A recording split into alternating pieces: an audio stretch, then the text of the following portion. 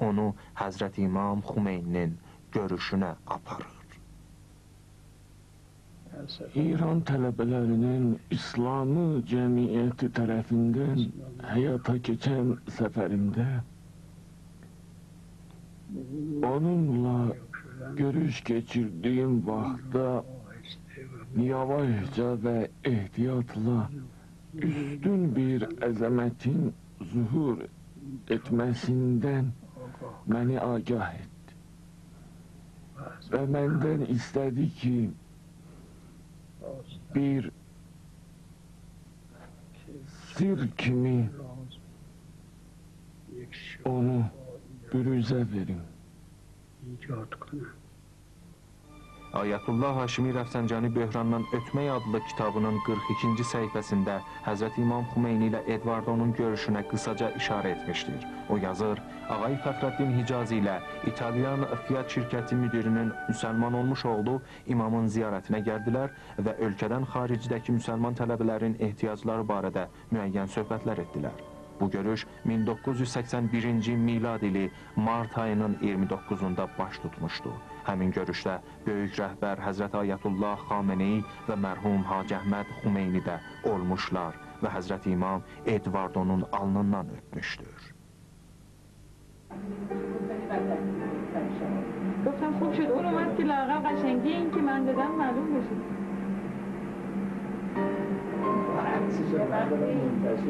خب معلومه سندی بابا سندی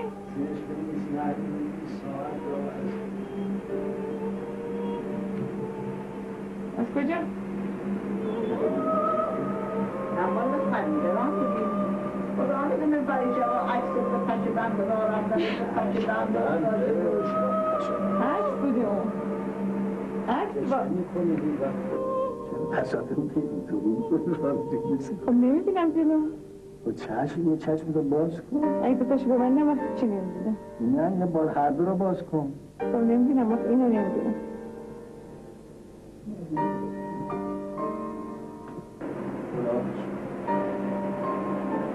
خدا حافظ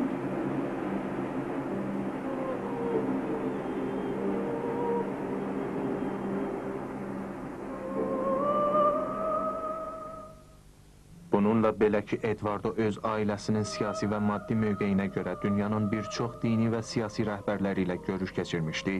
Ancaq Həzrəti İmam ilə görüşündə imamın sadə həyat sürməsinə, əzəmətinə və mənəviyyatına vurğun olur və həmin məhəbbət əməldə Edvardonun həyat tərzini dəyişir. O görüşte imam onun alnından öptü. O Hazreti İmam'ın görüşünden derin tesir almıştı. İtalya'da İslami icmada iştirak eden dostlarımız bu vaziyeti tercüme edip bize danıştılar. İtalya jurnallarının hiçbiri onun Müslüman olduğunu yazmadılar. Təkcə bir nəfər yazdı. O da Igor Men idi. O Fiat şirketine bağlı La Stampa jurnalının müxbiriydi. Igor Men yeganə şəxsidir ki, Edvardonun Müslüman olduğu barədə yazı qələb alıb. Əlbəttə, Edvardonun ölümündən sonra o yazır, Edvardo Həzrət İmam ilə görüşündən sonra bu görüşdən dərin təsir aldığını söyləyirdi və mən hiss etdim ki, İmam Xumeyni onu sanki sehirləyib. O həqiqi bir müsəlmanıdır. Farsça və ərəbcə söhbət etmirdi. Əxlaq və şəxsiyyət baxımından misilsiz idi. O bir şəxs idi ki, ülgüsü İmam Əli idi, İmam Xumeyni idi.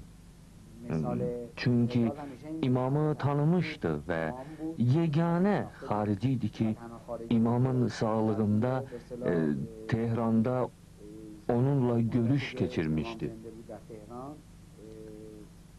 Edvardo Anyelli, Ağay Rəfsəncani və digər şəxslərlə birgə imam ilə görüşdüyü vaxt imam onun alnından öpdü.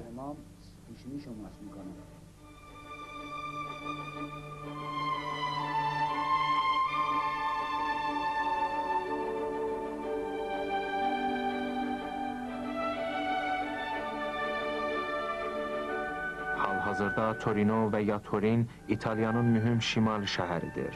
Həmin sənaye mərkəzi olan şəhər öz etibar və əhəmiyyətinin böyük hissəsini Anielli ailəsinə borcludur. Anielli ailəsi Turin şəhərinin ən qədim ailələrindən sayılır və şəhərin əksər zavodları və iqtisadi müəssisələri bu ailəyə aiddir. Fiat şirkətinin əsas zavodu Turin şəhərindədir və şəhərin bir çoxlu sayda əhalisi həmin zavodda və ya digər ona bağlı müəssisələrdə işləyirlər. Turinin şimalındakı bir yüksəklikdə Günəş villası yer tutmuşdu. Bu əzəmətli və böyük villa Anielli ailəsinin əsas evləri sayılır. Həmin ev ki, Edvardo öz fikrini dəyişmək üçün orada ən ağır təzyiqlərə dözür. Hədə qorxu, təhqir, addi həyat imkanlarından məhrum olmaq, maddi məhrumluq və hətta uzun müddət həbsə alınmaq. Bunlar Edvardonun üzləşdiyi problemlərin bir hissəsidir ki, illər boyu dözmüşdü. O nəzarət altındaydı. Və onun üçün o qədər problem yarandı ki, hətta mən tanıdığım müsəlman dostlar ki, Edvardonu da tanıyırdılar. Dedilər ki, Edvardo indi iki başlı iş görə bilər. Amma yox, o bu cür iş adamı deyildi. O bu cür iş adamı deyildi. O deyirdi, mən İslam dinini qəbul etmişəm və indi müsəlmanam. O bütün dinləri tanıyırdı. Çünki onlar barədə mütaliə etmişdi. O elə adam deyildi ki, desin pula ehtiyaclı olduğum üçün müsəlman oldum ki, mənə ev və pul versinlər. Yox, yox, o belə işin əhli deyildi. O sərvətli olduğu halda İslam dinini qəbul etdi və buna görə də onu tərk etdilər. Hristiyan mərkəzi olan İtaliya ölkəsində onlar üçün çox ağır idi ki, desinlər, senator Anielli'nin yeganə oğlu İslam dinini qəbul edib və müsəlman olub. Onu çoxlu təzyiq altında qoydular. Çox narahat idilər ki, Edvardo müsəlman olub. Onu təzyiq altında qoydular ki, İslamdan əl çəksin. Onu hər şeydən məhrum etdilər, hədələdilər. Dedilər, irisidən məhrum edərik və məhrum da etdilər. Bir neçə dəfə dostları onu görmək istəyərkən, onların taksi kirasını mən ödədim. Çünki evi bir yüksəklikdə idi. Və onlar taksi ilə getmək məcburiyyətində idilər. Görünür ki, Edvardo nə qədər təzyiq altındaydı. Demək, Anielli ailəsindən olan bir şəxsin pulu yox idi ki, qonaqlarını taksi ilə evinə aparıb qaytarsın. Aydındır ki, qonağına da deyə bilməzdi ki, özün taksi kirayəsini ödə. Və bu mümkün deyildi. Onlar hətta dedilər ki, Edvardo dəli olub və onu zorla bir xəstəxanaya aparıb orada yatırtdılar. Yəni, xüsusi psixik xəstələr bölməsində. Edvardonun dediyinə görə doktorları da Yahudi imişlər, Siyonist imişlər. O çox nigeranıdır və deyirdi ki, axırda bu Yahudilər məni öldürərlər. Deyirdi, onlar çalışırlar ki, hər yolla olursa olsun məni təzyiq altında qoysunlar ki, İslamdan əl çəkim. Amma mən bu işi görməyəcəm. O bir dəfə də xəstəxanadan qaçmışdı. İran Air hava agentliyinə gedən vaxt onun bilet pulunu mən ödədim. İran Air'də dedilər ki, bu ağaya bilet sata bilmərik. Mən dedim ki, nə üçün? Bu agentlik mənim ölkəmə aiddir. Bu da mənim pasaportumdur. Bu ağa mənim qonağımdır. Pulunu özüm ödəyirəm. Sonra $1000 bilet pulunu o məsul şəxsin önündə qoydum. O bir İtalyalıdır. O bir faktdır. Siz eləyə bilərsiniz, gedib ondan soruşasınız. Adı Sinyor Rozan'dır. Roma'ya qayıdan vaxt onunla müsahibə aparın, soruşun ki, Hüseynlə birgə buraya gələn Edvardo Anielli'nin məsələsi nə idi? Həmin o adam ki, istəyirdi Tehrana səfər etsin və ona bilet satmayırdınız. Demək ki, Anielli'nin atasının katibi İran Air agentliyinə zəng edib demişdi ki, bu ağaya bilet verməyin. İranın Romadakı nümayəndəliyinin məsul şəxsləri şirkətin etibarına ziyan dəyməsin deyə Sinyor Roza ilə müsahibə aparmaq icazəsini bizə vermədilər.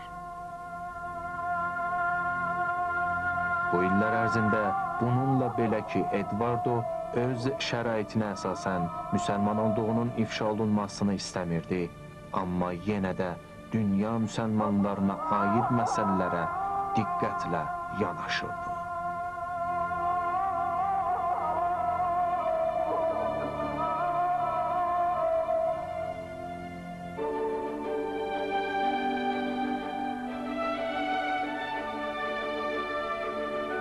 Hal-hazırda Torino və ya Turin İtaliyanın mühüm şimali şəhəridir.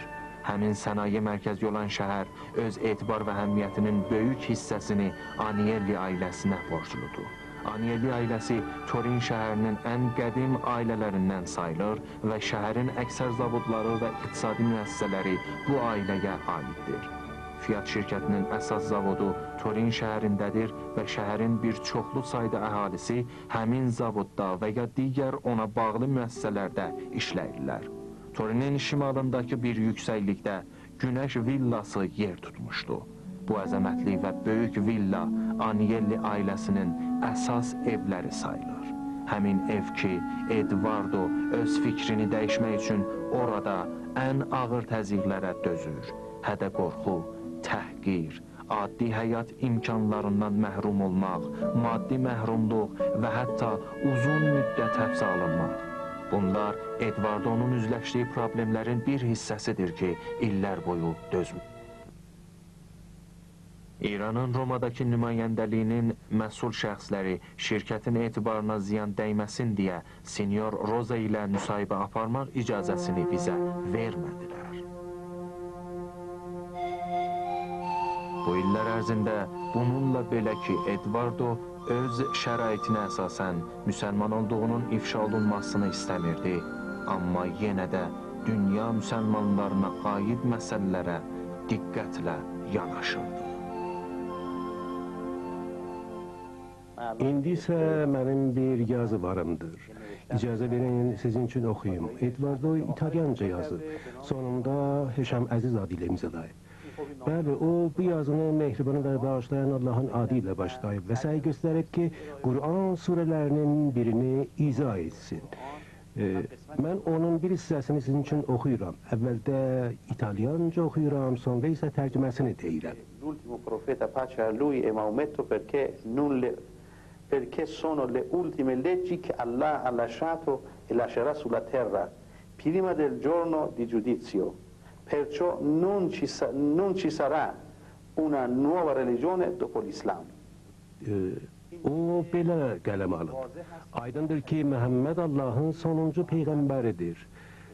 Salam olsun ona. Çünki İslam dini və Quran Allahın sonuncu qanunu və kəlamıdır ki, qiyamət gününə qədər nazil olub və İslamdan başqa heç bir yeni din gəlməyəcək.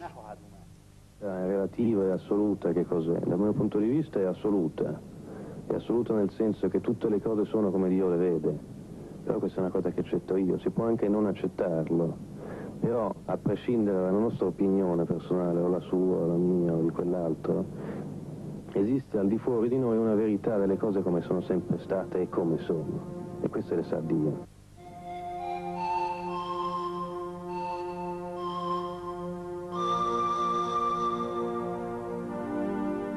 Edvardonun